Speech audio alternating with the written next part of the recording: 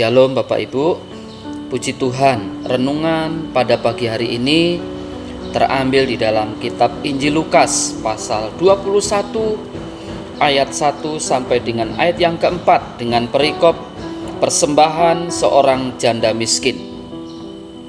Ketika Yesus mengangkat mukanya, ia melihat orang-orang kaya memasukkan persembahan mereka ke dalam peti persembahan. Ia melihat juga seorang janda miskin memasukkan 2 peser ke dalam peti itu. Lalu ia berkata, "Aku berkata kepadamu, sesungguhnya janda miskin ini memberi lebih banyak daripada semua orang itu. Sebab mereka semua memberi persembahannya dari kelimpahannya, tetapi janda ini memberi dari kekurangannya, bahkan ia memberi seluruh nafkahnya." Puji Tuhan, kitab Injil Lukas ini kita dipertemukan dengan janda miskin yang ditokohkan Yesus ketika dia sedang memberikan persembahan. Dibanding dengan persembahan dari mereka yang kaya, sejumlah pelajaran penting dapat kita temukan dari kisah janda miskin ini. Yang pertama, kemiskinan sering dipertentangkan dengan kesempatan untuk melaksanakan kewajiban agama, entah ibadat ataupun tindakan amal kasih. Kemiskinan seringkali diangkat sebagai alasan untuk tidak melaksanakan kewajiban agama tersebut. Namun janda miskin ini mengajarkan kepada kita bahwa mempertentangkan kedua hal itu sesungguhnya tidak tepat, sekalipun seringkali dilakukan orang. Bagi janda miskin ini, relasi dengan Allah dalam wujud ibadah dan kewajiban untuk memberikan persembahan merupakan hal yang penting. Bahkan begitu pentingnya hingga janda miskin ini memberikan seluruh nafkahnya.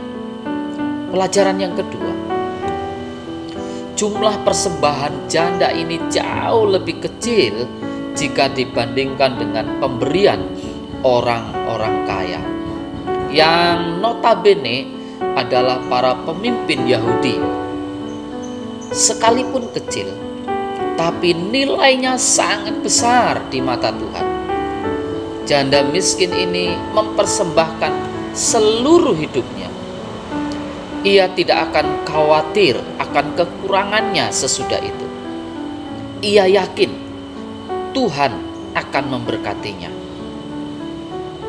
Inilah nilai yang berharga di mata Tuhan. Berbeda dengan para pemimpin Yahudi, mereka memberi lebih besar, tetapi itu hanya sebagian dari kelimpahannya. Rasa bergantung kepada Tuhan sangat kecil karena mereka merasa terjamin dengan harta yang mereka miliki. Yesus tidak terkesan melihat persembahan mereka yang banyak. Kenapa? Karena hati mereka sesungguhnya tidak memberi. Hati mereka tetap hanya mau menerima, yakni menerima pujian. Juga karena Yesus tahu bagaimana cara mereka mendapatkannya.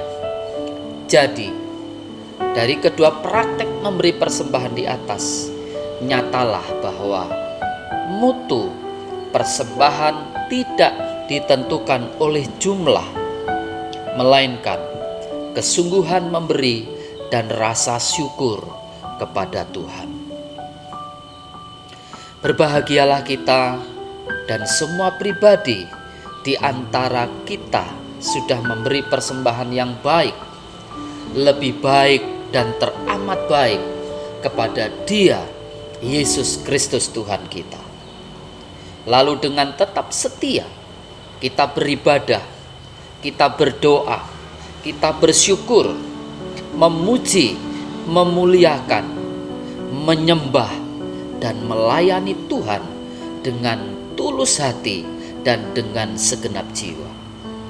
Karena Dia sudah menyediakan bagi kita bagian hidup yang penuh sukacita, damai sejahtera di bumi dan di surga. Tuhan memberkati.